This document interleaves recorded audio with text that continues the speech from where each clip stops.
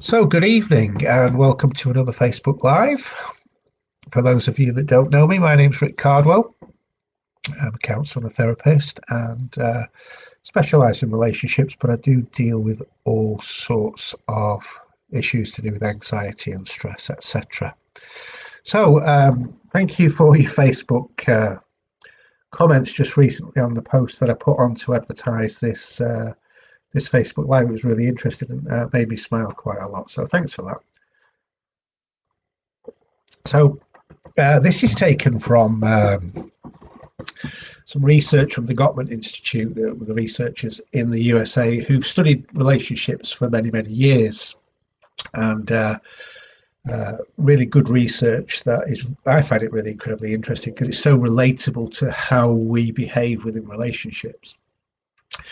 So when we think about things that go wrong in relationships, and the post sort of reflected that when people have put comments on that post just recently, there's a long list of what people would say was the biggest contributing factor to the reason why a relationship doesn't work. And all of those things are actually true, that those things do contribute to relationship failures and breakdowns of relationships. But interestingly, nobody commented on what all of those things can lead to. And the strongest and best evidence piece of behavior for destroying relationships is contempt. Okay. So that's not the sole reason why relationships break down. When you look at those things on that Facebook post, I think every one of them will ultimately lead to contempt. And once contempt is within a relationship, that's one of the things that will destroy it pretty much unless it's dealt with. So when we think about contempt, the dictionary definition of contempt is a strong feeling of dislike and having no respect for someone. So let's look at that in the context of a relationship. These strong feelings of dislike and having no respect for somebody. So when we come together within a relationship, the last thing that, when you're in the honeymoon period and the relationship's going well, the last thing that you think is going to happen to you is that you are going to have strong feelings of dislike for that person, and that you're going to develop resentment and contempt and become contemptible towards them. But this is what happens with relationships, and we all know that. So contempt is really the result of continuing feelings of resentment. Once you start to feel resentment towards someone, then that's what leads to contempt. And it revolves around feeling that you aren't being treated the way that you feel that you should be treated, and you feel that you're being treated unfairly. And contempt turns partners into opponents, rather in a relationship where you should be connected and working together. What contempt does is it completely divides, and it creates this feeling that your partner is an opponent. They're almost the enemy, and it creates a really negative divide, because you see your problems not of being how two people interact in a relationship, but the problem is that the other person is selfish or stupid or thoughtless or unstable, and it's always the other person's fault. So that creates the contempt. So treating others with contempt has very, very little forgiveness in it. There's not a lot of room within contempt for forgiveness by nature.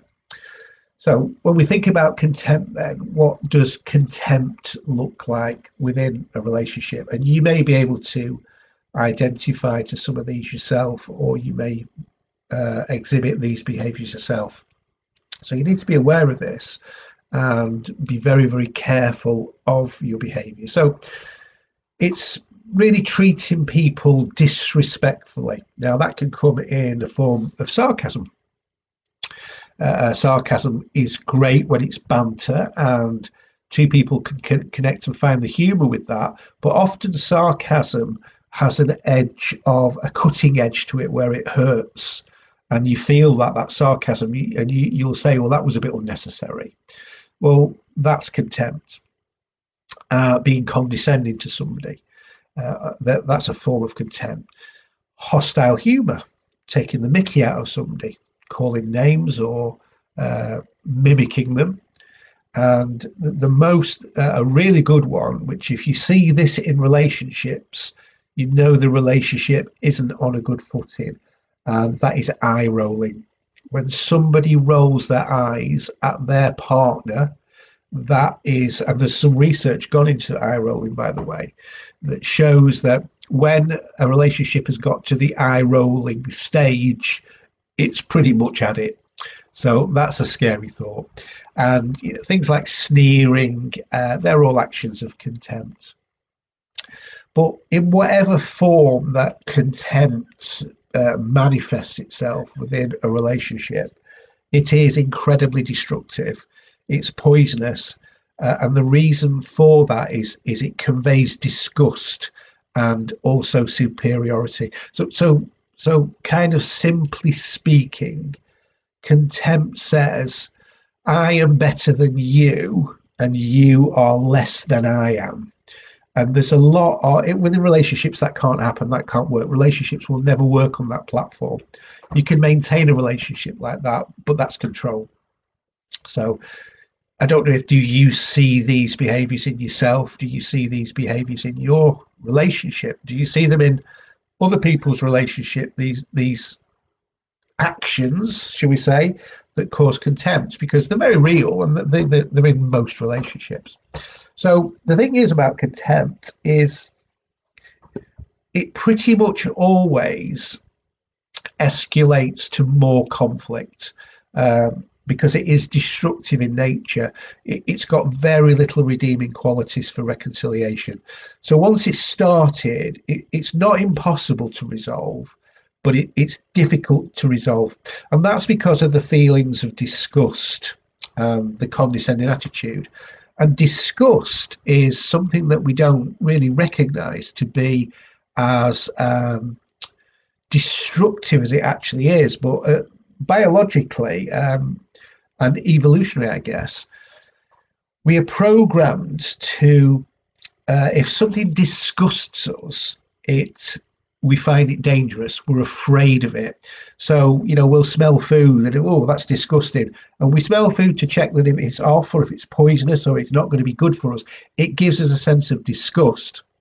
If somebody in a relationship really disgusts you, then that's appalling. We don't like that. And those are deep emotional and neurological processes that help to keep us safe. So when we're feeling the emotion of disgust from somebody, it's quite a strong, meaningful emotion that really sets our hackles up, that we don't like that.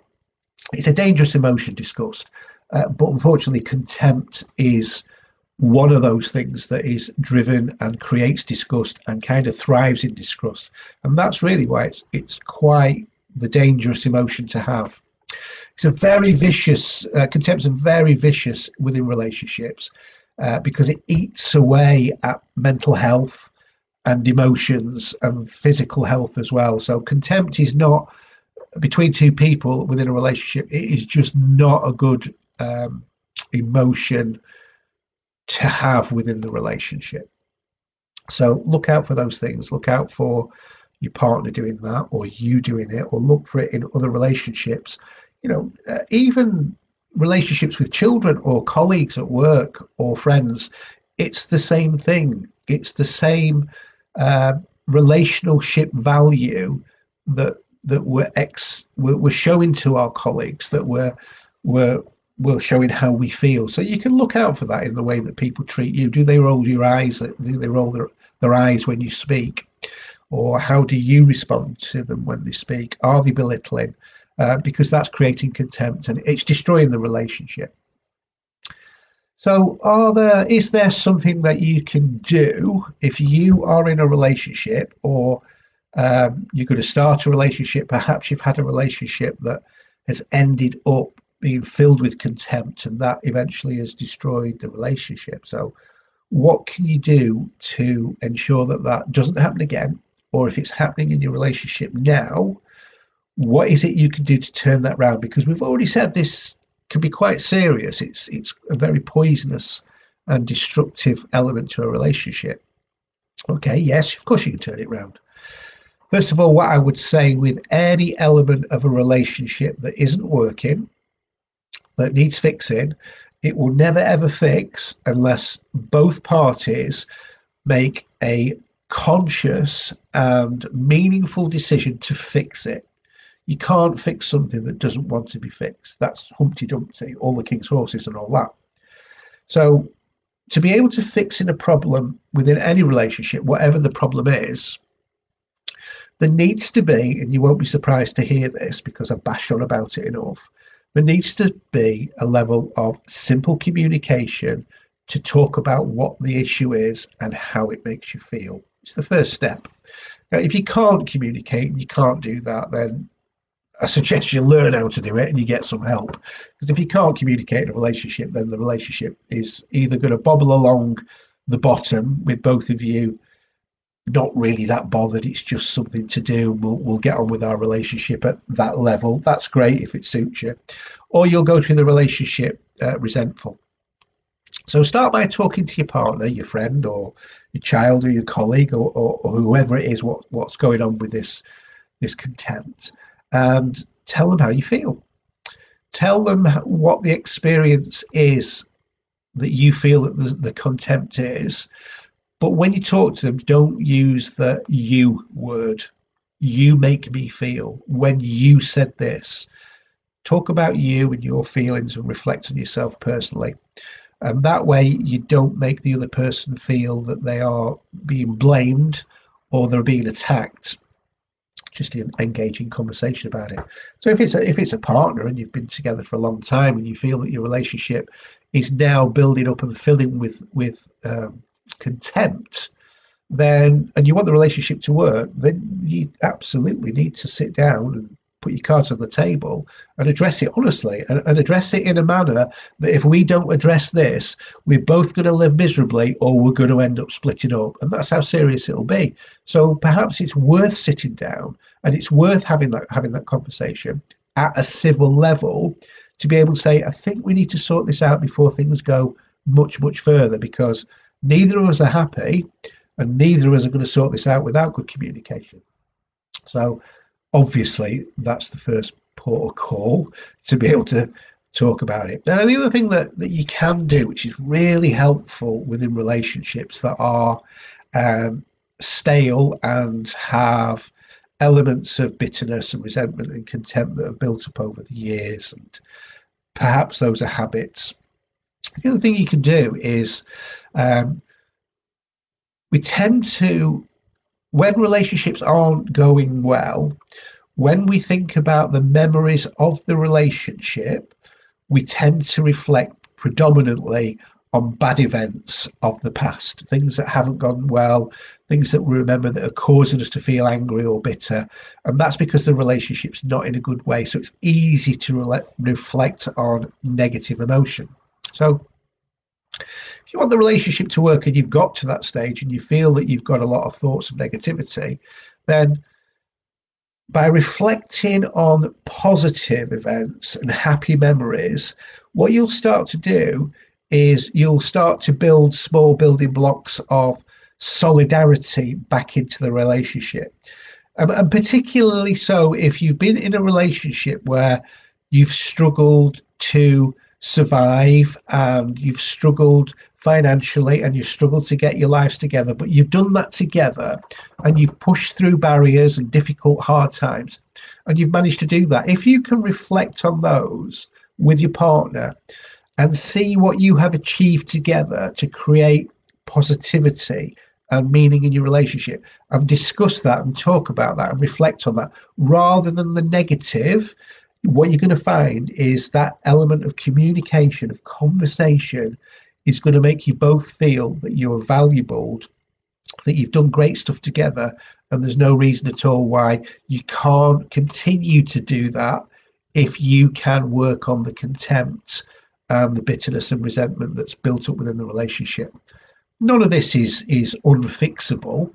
If there's a willingness there and an acceptance to say, we're making a mess here, we need to put it right, then absolutely. You can push through those barriers and you can put it right if you're prepared to do that. So accept the things that you're doing within the relationship are damaging, acknowledge them and talk about them. Accept that you're not perfect. None of us are perfect. But by accepting them, what you're doing is you're accepting that if it continues to go on, you're condemning the relationship, and probably likely that the relationship is going to completely end altogether, and usually not in a good way. So recognize the destructive words that you use when you're in communication with your partner, with your friends, family, colleagues, whatever it is. Think about how you feel when you speak to them. Get out of that automatic mode of blurting things out because that's how you feel negatively, and you say it without thinking. You say it because you do that because it's easy. Stop. Think about what you're saying. Think about how it makes you feel, because actually it doesn't make you feel good. And think about how it's making that other person feel. And is that contemptible? Is it bringing contempt between you? Well, recognize that and recognize those destructive words and check yourself, and then start the process of putting it right. And if you can focus on little things like little daily gestures or expressions of gratitude and saying thank you for things that are quite trivial, simple things, or a little hug, or perhaps another kiss, or a longer kiss, or just randomly saying something kind to your partner or your friend or your colleague. Just randomly do something that is unexpected, that is meaningful, stops patterns of destructiveness. Well, that's easy, isn't it? If you can find that within your heart, within your being, to find that kindness in you, you're stopping contempt, and you're turning that around to turn it into something good. And if you can do that often enough, then you can turn that ship of contempt round to make it more positive. So what I would say is relationships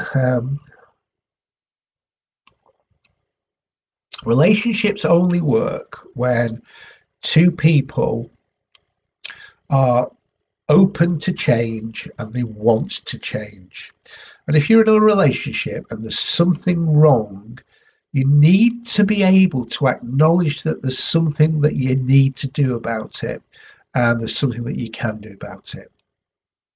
Because if you could change, then maybe that would make the relationship better.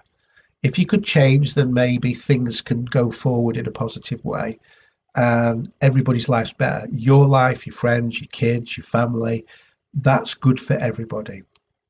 If you can't see that, then you're not going to go anywhere. So if you can't see that, then I suggest you open your eyes to the reality of the situation, because the reality of the situation is what you're living right now. And not seeing the reality is a very dangerous thing, because one day the reality creeps up on you and it will knock you over. So have a think about that. Have a think about contempt. Have a think about those things that were posted on the Facebook post, money, communication, all the things that were there. They're what lead to contempt. Absolutely, that list was absolutely right. But where do those things go? Well, they go to contempt, and then obviously destruction towards the relationship. So thank you for watching. I hope that has struck a chord with some of you, and I hope more than it's striking a chord, I hope that you think, oh, perhaps I need to do something about that to get my relationship a little bit better, because, you know, perhaps it isn't how it should be. Perhaps it could be better. Well, that's down to you. Don't forget, I'm here. You can message me. You can put some comments on, give me some thumbs up, give me some thumbs down. I think I've attached a link to this one if you want to have a strategy call with me to discuss any needs that you have, either with relationships or stress or anxiety, anything that you think would be good for you to help you improve your life. That's what I do. That's my job. But carry on watching these Facebook Lives. You can look at them historically. There's quite a lot of them now, and I'm sure they'll help a lot of people in a lot of areas. So keep watching. Thank you for your time. It's weekend. Enjoy the rest of the weekend. The rugby's on for me, so I'm one happy bunny. Whatever you're doing, enjoy your weekend and keep smiling. And I will speak to you very soon. Enjoy yourselves. Goodbye.